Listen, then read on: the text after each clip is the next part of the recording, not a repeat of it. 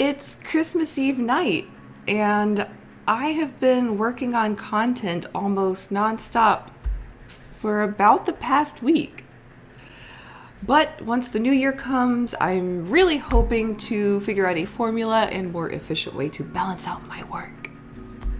Also, I am currently a little bit tipsy after taking a break from work and having a lovely holiday dinner with my parents. So I'm just gonna keep this intro short, and I'm not even gonna do an outro. I mean, it's not like I even bothered to put on makeup for this, so yeah, I'm just gonna kind of cram everything into this first little segment.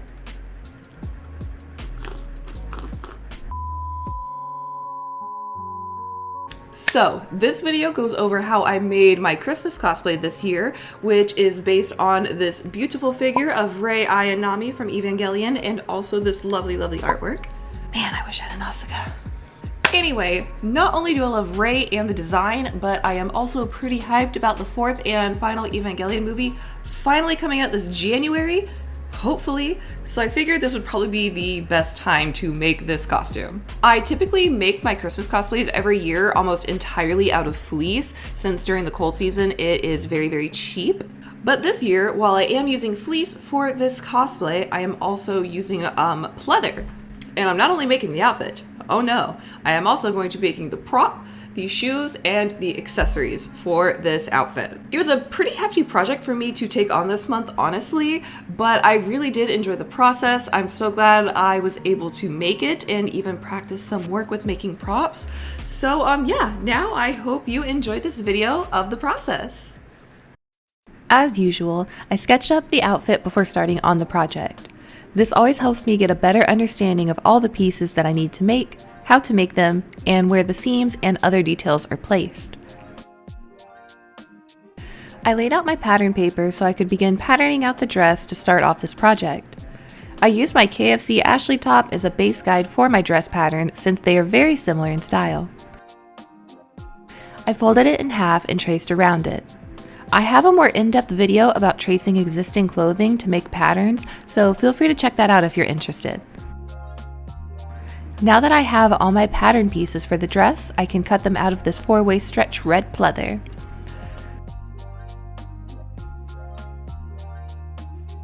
This dress pattern only has 4 different pattern pieces: the center front, the side front, the back, and the collar. Before I start sewing the pieces together, I want to first create a heart cutout that's in the center front of the dress. The flatter a pattern piece is, the easier it is to work with. I cut out the heart shape and transferred it onto a square piece of fusible interfacing.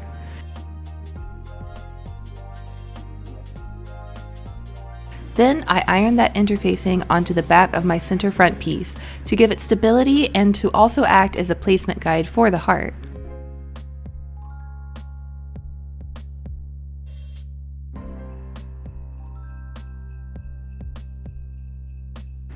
I don't have a light box, so I just used my window to see the heart from the back so that I could trace it onto the front. That way I will know exactly where to sew. I'm going to be using satin stitching, which is a series of narrow rows of zigzag stitches that makes up for a nice decorative finish around the heart shape. I'm doing this so that when the heart shape is cut out, it will maintain its crisp shape instead of stretching or warping with the fabric.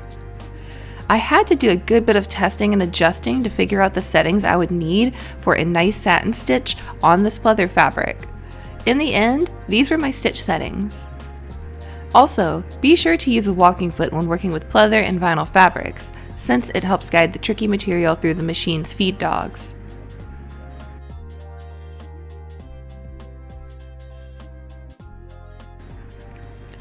Once I had finished carefully satin stitching around the heart shape, it was time to create the cutout. Using my applique scissors, I was able to cut very close to the outer stitching without nipping any of the threads with ease and precision.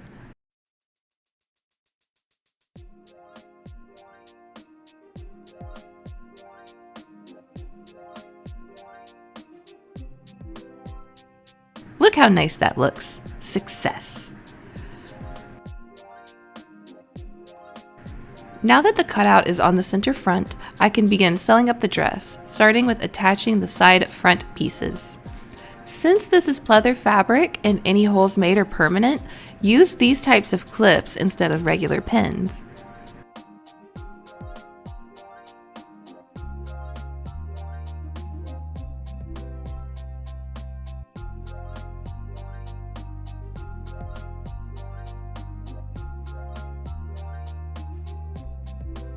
All seams using this stretch fabric are going to be sewn with a small zigzag stitch.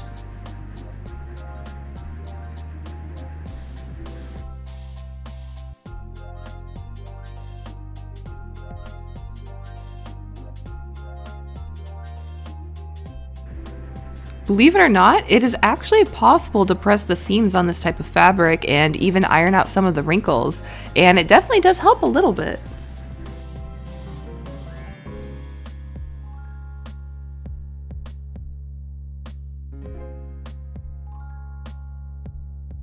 With the front sewn together, I can now move on to adding the black stripe details. I strayed away from the original design because it was not really my taste. Basically, the black stripes led up to hearts on the nipples, and I was just like, no, we are not doing this. So anyway, I just sewed the strips on top of the princess seams, attempting to treat it kind of like bias tape, leading all the way up to the shoulder seams. The fabric I used for these black pieces was a total pain to work with and hated my walking foot, so this ended up taking way longer than I was expecting.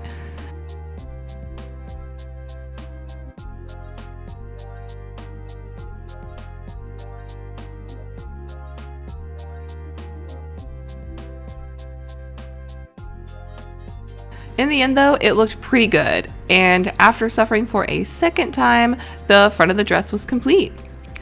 Now, I just needed to sew the back pieces onto the front at the shoulders and sides, and then it was time to try it on.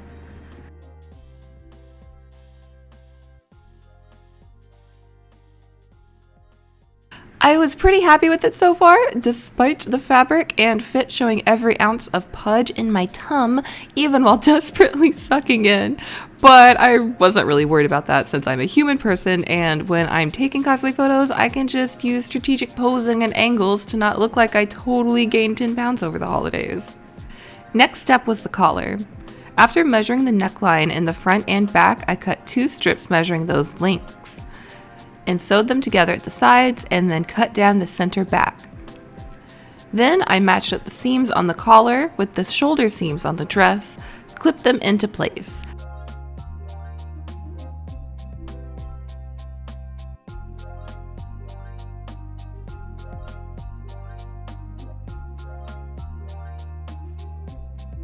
Then took it to my sewing machine and sewed all the way around.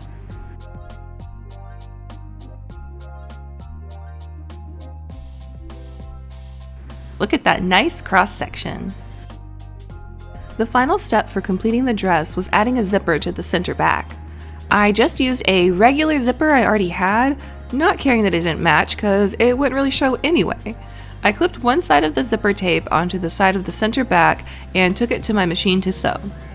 I continued using the walking foot instead of switching to a zipper foot because it still helps guide the fabric through the machine better. But it was also quite the process to maneuver around the zipper and sew it properly and avoid breaking my needle or messing anything up. Also, I did use a straight stitch to sew the zipper on instead of a zigzag stitch, since it wouldn't be getting pulled on too much like the sides and the shoulder seams. So yeah, it also just looks really nice. Before sewing on the other side of the zipper, I made sure to match up the collar seams and sew that into place first so that it wouldn't slide while sewing. This not only looks nice, but it will also ensure that your collar won't be all wonky due to a crooked zipper.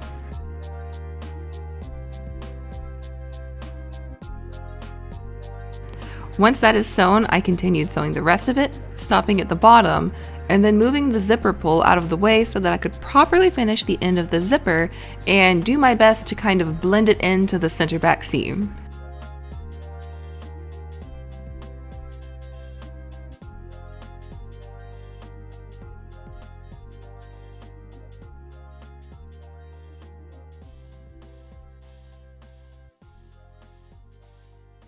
It turned out pretty well in the end. The dress is now complete, so it's time to move on to the jacket. I used a super easy commercial pattern for it, and the only changes I had to make to the pattern was extending the front and back pieces and not cutting the center front on the fold, since the jacket is meant to be open. I am using red Blizzard fleece from Joann's as my material for the jacket. I laid out the pattern pieces, and using my beautiful Famore Easy Glide fabric and batting shears, I cut out all the pieces.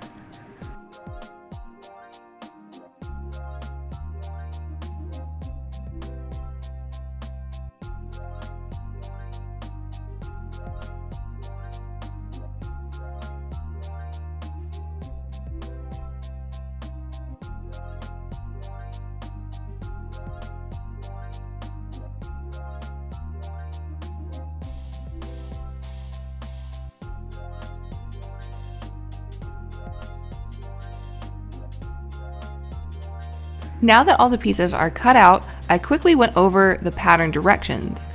Basically, I'll be sewing the front and back together at the shoulders, stay stitching the neckline, sewing the hood together, adding a facing, which I later found out to be unnecessary, then attaching the hoodie to the neckline, sewing the sleeves and the sides, and finally hemming the cuffs. So let's get started. I matched the front pieces to the back, right sides together, and sew at the shoulders with a straight stitch.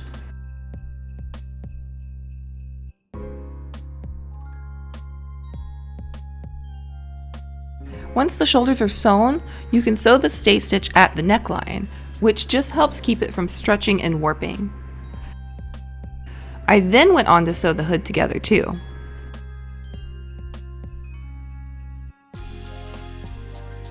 I added the facing, which I realized later is unnecessary because it will just be covered up with white fluffy trim, but I suppose it does add a bit of extra stability to the hood so it isn't as flimsy when it's pulled up.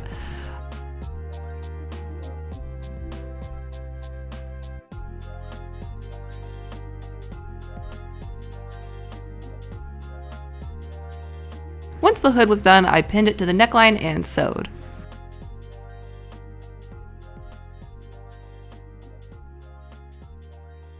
Time to move on to the sleeves.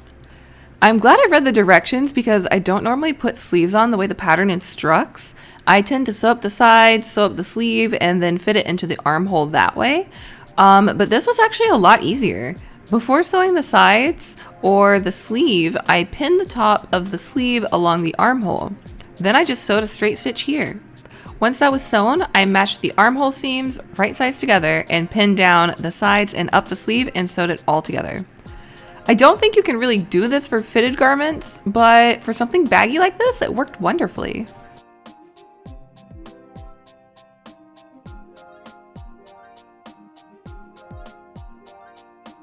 Once that was done, I folded down the front opening edges in by about an inch and hemmed it.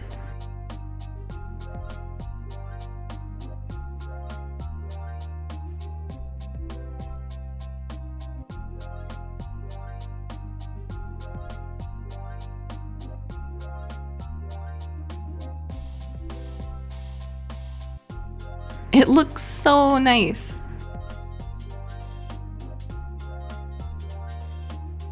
Moving on to the fluffy white trim, I cut 6-inch strips so that I could fold them in half along the jacket hem, cuffs, and edge of the hood to create 3-inch wide trim. I sewed the long strips together at the ends to make a continuous trim.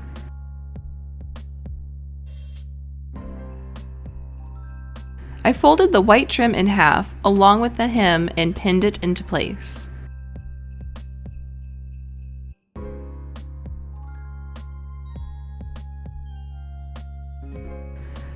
Then, using a hand sewing needle, I sewed through all the layers using a basic running stitch.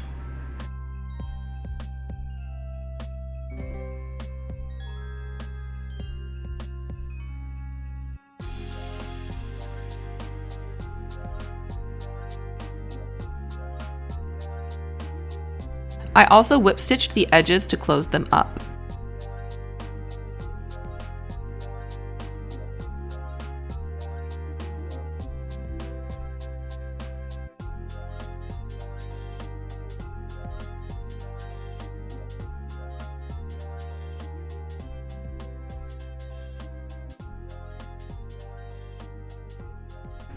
For the cuffs, I measured around them and cut strips of that length plus seam allowance from the white trim.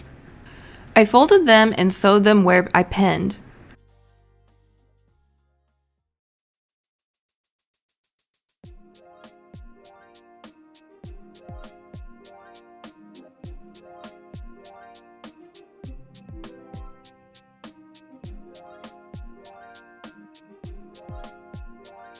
I added the white trim tube I created to the cuff, right sides together, and matching up seams.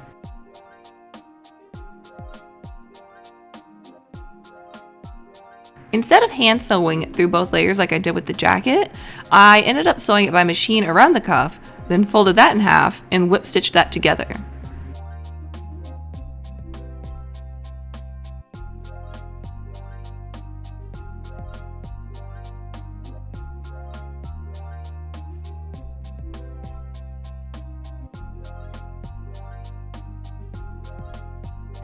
This extended the sleeves by about 3 inches doing it this way. I did the same thing to the hood, and then the sewing parts of the jacket were complete.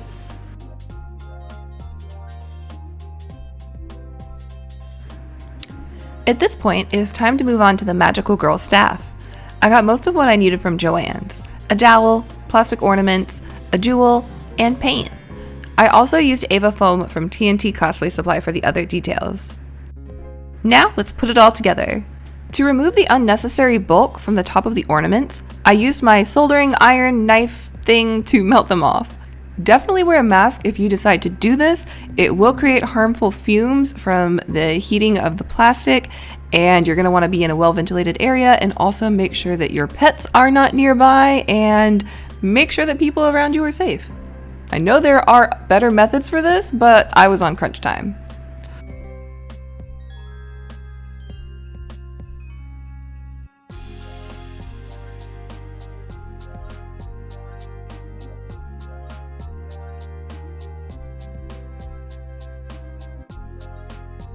For the second ornament, I needed 2 holes so that it would fit on the dowel properly, so I used my soldering knife for that too.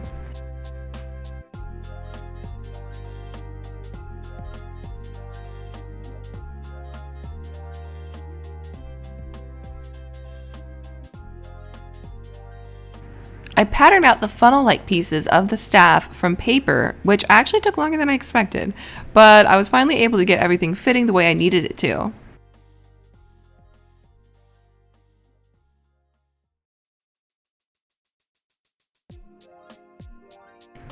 I transferred my paper patterns onto thicker EVA foam and used contact cement to glue them together and to create the funnel shape.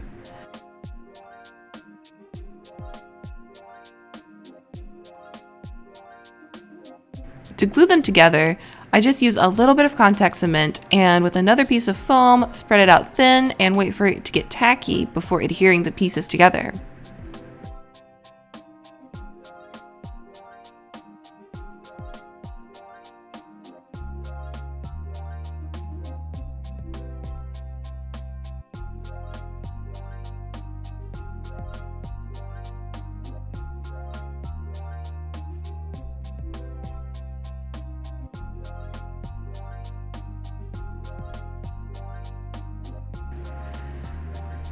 Once I finished all the pieces, I slid them onto the dowel in proper order.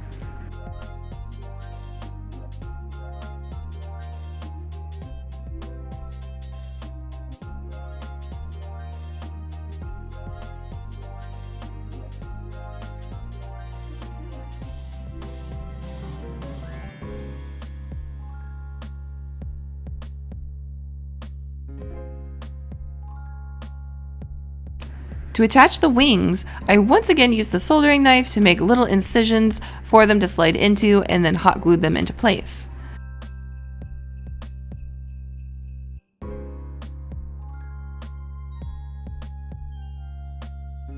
I used Yaya Han's foam dowels as the final trim decoration.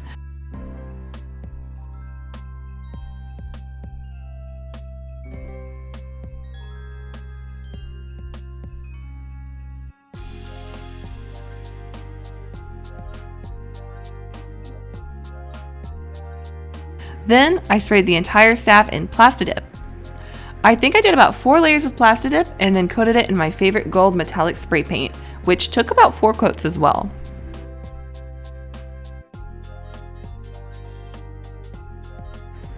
Look at that baby shine! I love the way the paint job turned out, and it truly looks like something a magical girl would wield.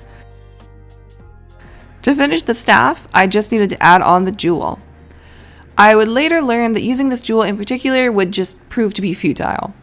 It's gorgeous, and I was hoping to somehow tint it blue with paint or something, but nothing worked. Not paint, not food coloring. Dye didn't work either.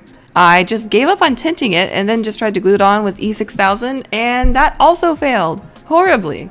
Luckily, I did find a solution using some Yaya Han crystal trim that I had left over from my Queen Barrel makeup look. Crisis averted. I made toggles for the jacket and buckles for the shoes and created a cut file that I sent to my scan and cut machine to neatly cut them all out of Ava foam. I later spray painted them using the same method as the staff. The final part that had to be made to finish this cosplay were the shoes. So I used the trusty cling wrap and tape method to create the pattern that would become the boot cover to fit over my platform shoes. I cut all the pieces from the same pleather fabric I used for the dress. This is how I plan to sew them together to create the boot cover. I start by sewing the center front seam, right sides together. I grab the strip piece that accounts for the height of the platform shoe, find the center, and match it with the center front seam that I just sewed.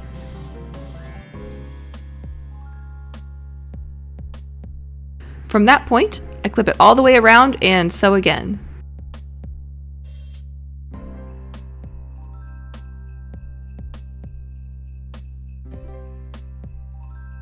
I decided to add a zipper to the center back so it'd be easier to fit the platform chute inside of the cover. I marked where I wanted my zipper to be and left it open while I sewed the heel of the cover.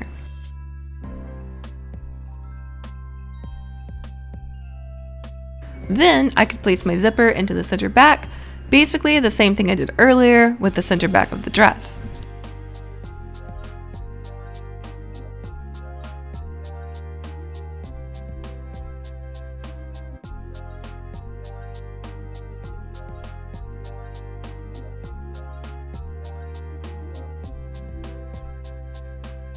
I also went ahead and hemmed the top of the boot, which looked great, but I later realized that I miscalculated and cut way too much off, so my boots are shorter than I wanted them to be, which also messed up the strap placement and the size of the buckles I made earlier, but I made it work.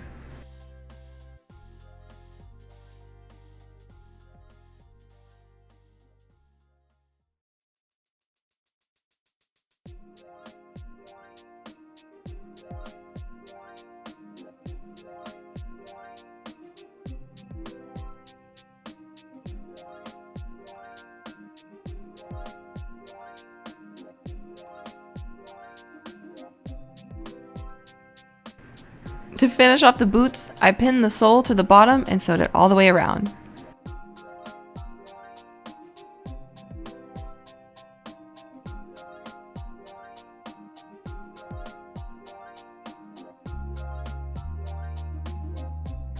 At this point, I can add my platforms to the boot covers to make it complete.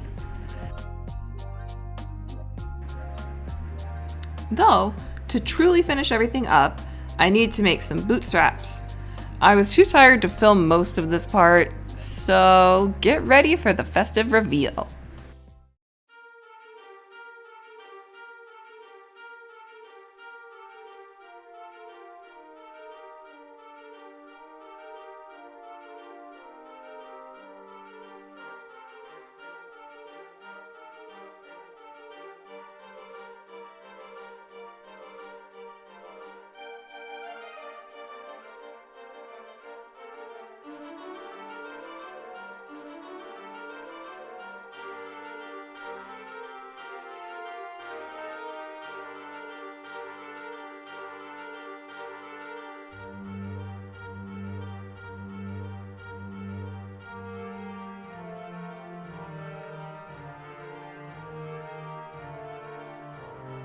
Thank you so much for watching, and thank you for supporting me so that I can continue to create and share with you. I hope you all have a happy and safe new year. Until next time. Thanks so much to my patrons for supporting me and helping me to continue creating and sharing with you all. Special shout out to Brad Shelton, Eric Bolanos, Jamie, John Fillers, Furatica, and Smoothie. Thank you guys so much.